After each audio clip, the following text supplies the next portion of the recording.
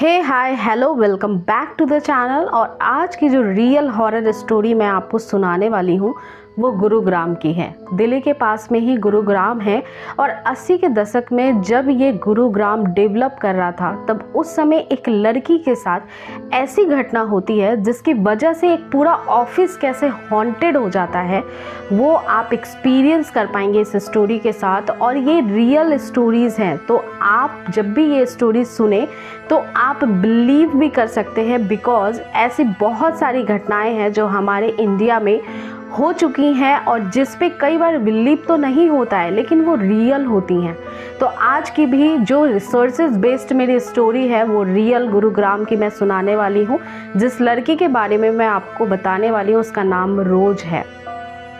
80 के दशक में जब गुरुग्राम दिल्ली से निकल के बनना शुरू हुआ था तब वहाँ पे काफ़ी सारे डेवलपमेंट हो रहे थे और डेवलपमेंट कुछ इस कदर हो रहा था कि काफ़ी सारे मल्टीनेशनल कंपनीज़ भी वहाँ पे बन रही थी, काफ़ी सारे सोसाइटीज़ भी वहाँ पे बिल्डअप हो रहे थे, काफ़ी सारे बिल्डर्स भी वहाँ पे बड़े बड़े आ गए थे, जिसकी वजह से वो एक एडवांस्ड सिटी और काफ़ी अच्छा सिटी आज के डेट में हो पाया है। काफ़ी सारे लोग गुरुग्राम में रहते भी हैं आज के डेट में, बट 80 के दशक में इतना ज़्यादा क्राउडेड नहीं था। वहाँ पे काफ़ी सारे डेवलपमेंट वहाँ पे चल रहे थे, जैसे न्यू एरिया में चलते हैं।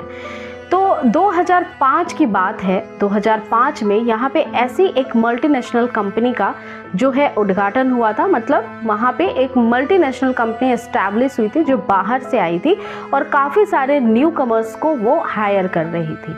तो ऐसी ही सिचुएशन में एक रोज नाम की लड़की ने एक कॉल सेंटर, जो ये मल्टीनेशनल कंपनी थी वो कॉल सेंटर प्रोवाइड करती थी काम, जैसे कि आप सिम वगैरह के लिए रिगार्डिंग या फिर किसी भी सर्विस को लेते हैं, किसी प्रोडक्ट को खरीदते हैं तो कॉल सेंटर पे कॉल लगाते हैं ना, बस ऐसा ही रोज़ का भी काम था।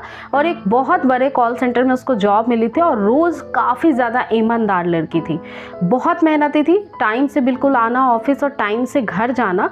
और उसने पिक एंड ड्रॉप की सर्विस ले रखी थी, जैसे कि किसी भी बड़े कंपनी में जब महिलाएं रात को नाइट शिफ्ट करती हैं तो पिक एंड ड्रॉप की रहती है वहाँ पे फैसिलिटी कि ऑफिस का ही गाड़ी जाएगा, उन्हें पिक करेगा, फिर वापस घर छोड़ देगा टाइम से जब उनका टाइम ओवर हो जाएगा। तो रोज़ काफ़ी अच्छी, ईमानदार और बहुत मेहनती लड़की थी। उसने ये कंपनी को ज्वाइन किया था। कंपनी का नाम मैंने हाइड कर रखा है क्योंकि कंपनी अभी भी वहाँ पे इस्टेब्लिश है, बहुत सारे लोग काम करते हैं और बहुत सारे लोग रोज़ को देख चुके हैं। ऐसे भी वहाँ पे हैं जिस लड़की के साथ ये घटना घटी थी और जिसकी वजह से वो एक हॉन्टेड या फिर यूँ कह ले कि वो इंसान थी ही नहीं, वो सच में एक आत्मा, एक भूत थी। तो जो रोज थी उसका काम था कि डेली वो ऑफिस आती थी और डेली कॉल्स लेती थी। उसका 8 आवर्स का वर्किंग आवर्स था, तो 8 आवर्स के लिए वो काम करती थी, ऑफिस में रहती थी। और इस दौरान उसके कुछ फ्रेंड्स भी बने थे जो उसके साथ ही काम करते थे, जिनसे वो ज़्यादा बातचीत किया करती थी। तो जो ये कॉल सेंटर होते हैं जहाँ पे सर्विस के रिगार्डिंग आप कॉल करते हो तो वहाँ पे एक टारगेट होता है कि 2 से 3 मिनट के अंदर जो है कस्टमर को सेटिस्फाइड कर लेना है। मतलब उसकी जो भी क्वेरी है उसको सॉल्व करना है और जो भी उसकी प्रॉब्लम है उसका सोल्यूशन आपको दे देना है। और 2 से 3 मिनट से ज़्यादा आपको कॉल का लेंथ नहीं बढ़ाना है। मतलब बहुत टाइम तक आप कॉल लेते रहोगे तो फिर दूसरे बंदे क्या करेंगे, जो कॉल वेटिंग पे आ रही हैं, जिनकी उनकी क्वेरीज कौन सॉल्व करेगा, उनकी हेल्प कौन करेगा। इसीलिए जो एम्प्लॉयज़ होते हैं कॉल सेंटर में काम करते हैं उनको एक टाइम फिक्स्ड करके दिया जाता है ताकि वो उतनी ही बात करें, बिल्कुल ज़रूरी जो उनके सोल्यूशन बेस्ड चीज़ें हैं प्रॉब्लम की, जो कस्टमर की, उतनी देर ही बात करना है। फिर वो कॉल को रखना है और फिर उनसे पूछना भी है कॉल रखते समय कि आप कॉल से सेटिस्फाइड हो या नहीं हो, आपके प्रॉब्लम सॉल्व हो या नहीं। आपने भी पर्सनली एक्सपीरियंस किया होगा जब आप सर्विस सेंटर पे कॉल करते हैं। तो वो लड़की भी ऐसे ही बहुत मेहनती थी, काम करती थी। रात में उसकी नाइट ड्यूटी शिफ्ट थी तो रात को वो 8 बजे तक ऑफिस पहुंच जाया करती थी।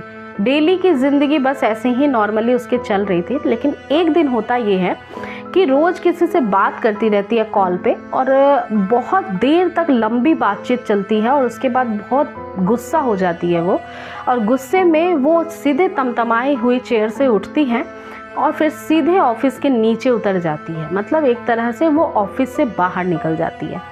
उसकी जो टीम की हेड होती है, जिसे टीम लीडर कहा जाता है, इस टीम लीडर के पास जब इस बच्ची के बारे में जानकारी मिलती है कि वो अपने शिफ्ट ख़त्म किए बगैर ही चली गई है घर, और काफ़ी ज़्यादा गुस्से में थी, बहुत देर तक रिटर्न नहीं आती है।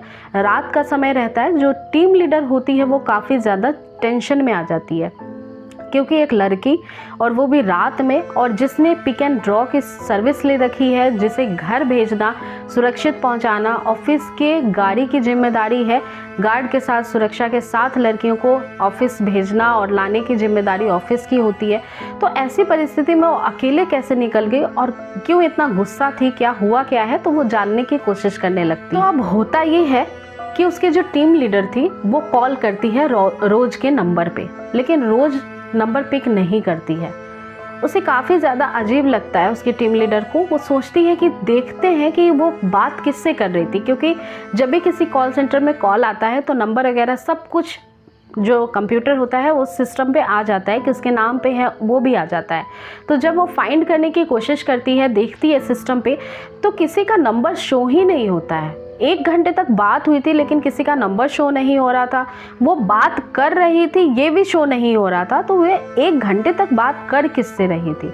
और जो आसपास में बंदे बैठे थे उसके साथ काम कर रहे थे, वो कह रहे थे रोज बिल्कुल बात कर रही थी किसी से, 1 घंटे तक बात चली, उसके बाद वो गुस्से में उठ के गई थी। तो टीम लीडर को फर्स्ट टाइम में सबसे ज़्यादा अजीब लगती है ये बात, लेकिन वो फिर सोचती है हो सकता है कल आएगी तो पूछ लिया जाएगा कि क्या प्रॉब्लम है। लेकिन कल रोज आती नहीं है। ऐसे करके 1 वीक तक बीतता चला जाता है और अब टीम लीडर के ऊपर एक प्रेशर सा आने लगता है। ऑफिस के जो बड़े अधिकारी होते हैं उन तक जब बात जाती है तो वो भी इस चीज़ को काफ़ी ज़्यादा सीरियसली लेते हैं, क्योंकि कोई लड़की ऑफिस से गायब हो जाए और उसके घर पे भी नहीं है, जैसे कि काफ़ी सारे जो उसके दोस्त वगैरह थे उसने भी पता करने की कोशिश की थी, तो उनको भी पता नहीं लग रहा था कि वो घर पे है, कहाँ पे है, कहाँ गई। तो इस तरह से मन में चीज़ें चल रही थी, डाउट हो रहा था। ऑफिस के जो सीनियर लेवल के जो वहाँ पे एम्प्लॉइज़ थे उन्होंने उसकी टीम लीडर को बोला कि तुम घर पे पता करो कि वो घर पे है या नहीं है और क्यों नहीं आ रही है, क्या रीज़न है। क्योंकि जब आप किसी जॉब में बहुत लॉन्ग टाइम तक के लिए जाते नहीं हैं तो फिर जॉब से हटा भी दिया जाता है, उस प्लेस पे किसी और को अलाइन किया जाता है। तो इस कारण से उसकी टीम लीडर जो थी वो एक बंदे को उसके घर पे भेजती है, इवन जहाँ पे वो गाड़ी से ऑफिस की जाती थी और उसको ड्रॉप करके गाड़ी का स्टाफ आता था, उस घर के नीचे जा करके, और वो स्टाफ भी बाकायदा जो ड्राइवर था वो भी साथ में गया था कि घर की आइडेंटिफिकेशन हो सके, जो उसने मेंशन भी कर रखी थी आईडी कार्ड में जब उसने ज्वाइन किया था, तो ये एड्रेस बता रखा था। इस बिहाफ पे 2-3 लोग जाते हैं उस एड्रेस पे जहाँ पे उसका घर था, वहाँ पे जाते हैं।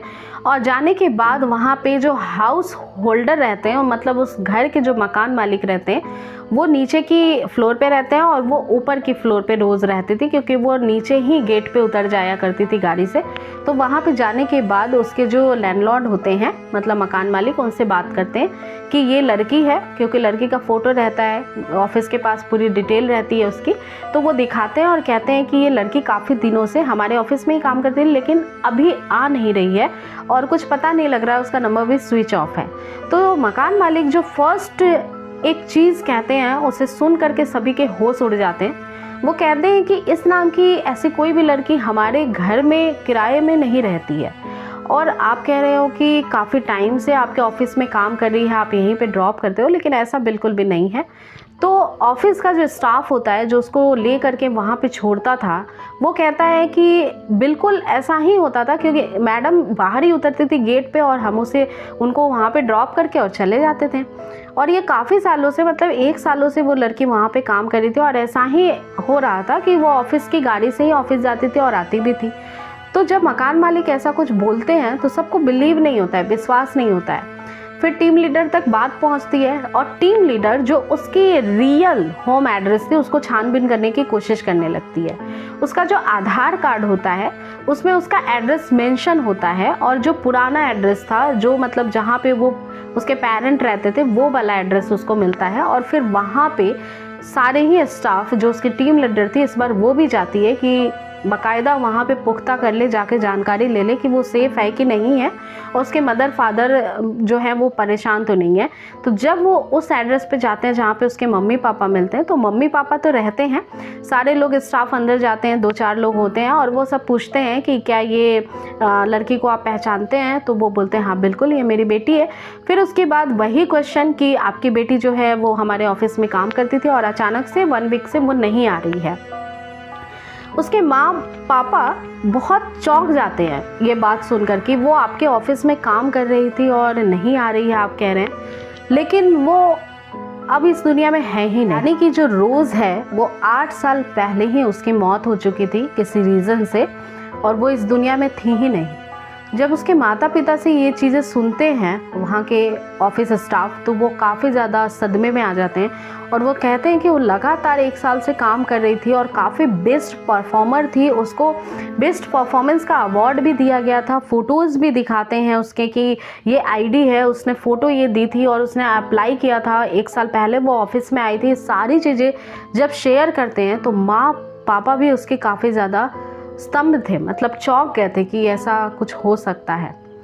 और इसके बाद उनके जो दोस्त थे जो रोज़ के साथ काम करते थे वो भी काफ़ी ज़्यादा सदमे में चले गए थे, क्योंकि वो डेली उनसे बातें किया करती थी, डेली कैंटीन जाना, खाना साथ में खाना, बहुत सारी बातें। और वो सारे लोगों का जो एक्सपीरियंस सामने आया कि हाँ रोज़ काम करती थी उनके साथ, डेली आती थी और इतने सारे लोग, क्योंकि एक ऑफिस में एक टाइम में ना जाने कितने 100 लोग काम करते हैं, वो सारे ही लोग उनको रोज़ को देख चुके थे और रोज़ के साथ में काम करते थे, बातें करते थे डेली। जब उसके जो खास दोस्त थे इस चीज़ों को सुनते हैं, इस बात को सुनते हैं, तो कई दिनों तक उनकी जो है ट्रीटमेंट चलती रहती है। वो एक तरह से सदमे में चले जाते हैं और उनकी काउंसलिंग होती रहती है।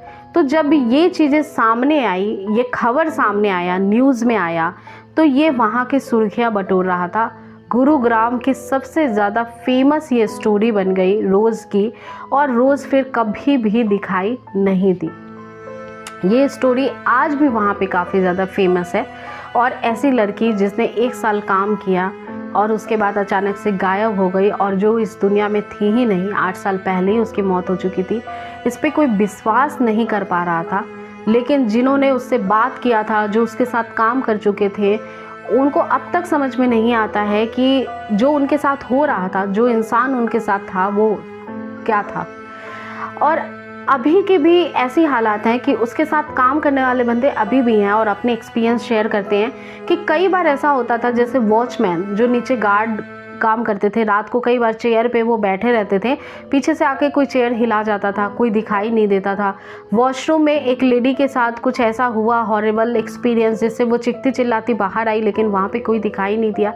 तो इस तरह की कई सारी बातें उस कॉल सेंटर से बाहर आती थी। तो आई रियली होप कि आज की जो स्टोरी है, जो रियल स्टोरी है, आपको अच्छी लगी होगी।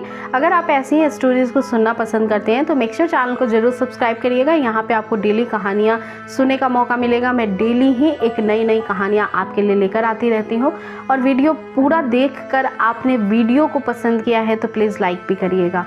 ये काफ़ी मोटिवेट करता है मुझे कि आपको मैं ऐसे ही एंटरटेन करती रहूँ आगे भी। मेरा नाम पूजा है। नेक्स्ट वीडियो के साथ मुलाकात होगी जहाँ पे होगी एक बहुत ही अच्छी horror story. Thank you so much.